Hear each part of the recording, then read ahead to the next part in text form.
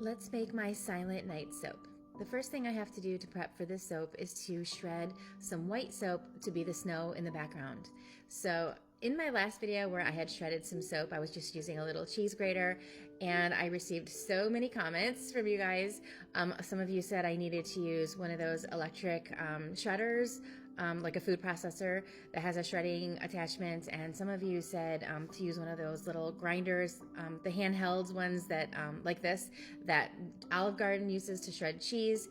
I can't use an electric one because that one will get too hot and it'll make my soap gummy. So I did purchase this manual one, as you can see, and I did not like it at all. So it kept getting, all of it kept getting clumpy inside of the machine, and it was kind of just much more difficult. So I ended up going right back to my little grater, and this works perfectly and it's not difficult to use. So this is what I'm going to be using going forward. It just gives me a much lighter shred. The handheld one where I like the one that was like a cheese grater with the handle, that one, the soap came out very clumpy. So I just prefer using my manual grater. Next, it's time to start making my soap, and I ended up making 4 batches of this, and I was playing around with different colors, and I chose 3 different colors for these soaps. The soap that I am making here is the navy blue. Once I have it all mixed together with my colorant, I'm adding some of those soap shreds, and then I'm using my stick blender to really chop them up into fine little pieces. And then I'm adding my fragrance oil, which is a peppermint and vanilla blend, and I'm mixing that up by hand, keeping it liquid, and then pouring that in my mold. After my soap had set up, I am scraping my first design in this soap. And all of that soap that I scrape out goes into another mold, and then after that cures, I will sell that as soap scraps. Next, I am mixing up a batch of white soap, or maybe you'll call it cream, light yellow, eggshell. If you know, you know.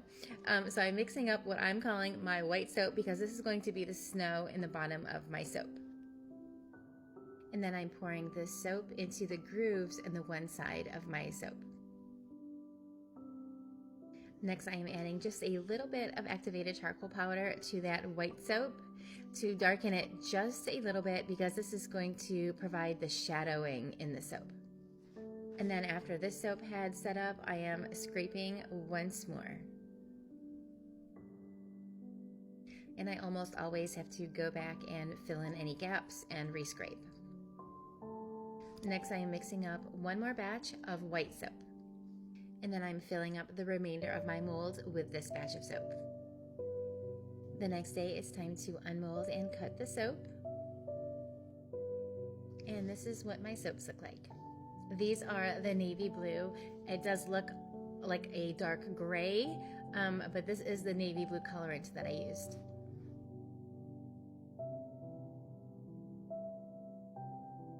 This is what my gray bars look like.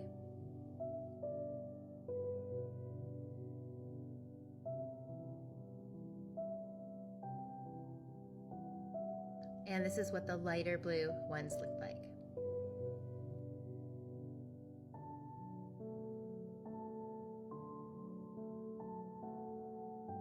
This is what they all look like, and I think all 3 colors were actually very pretty. These are headed to my curing racks for the next 4 weeks, and they will not be available for pre-order. They will only be available once they are ready to ship. I will no longer be doing pre-orders for soaps. They will only be available once the soaps have cured and are ready to ship. I'm doing this because there seems to be a lot of confusion lately, and I had customers who pre-ordered soaps in last Friday's release that stated they wouldn't ship until November 19th, and they canceled their orders because they thought they would have received their soaps already. So to avoid any more confusion, soaps will only be available once they are ready to ship. But if you would like to be notified that these soaps are available, you can click on the Notify Me button in the listing to be notified by email or text when these are ready for purchase. Thank you so much for watching.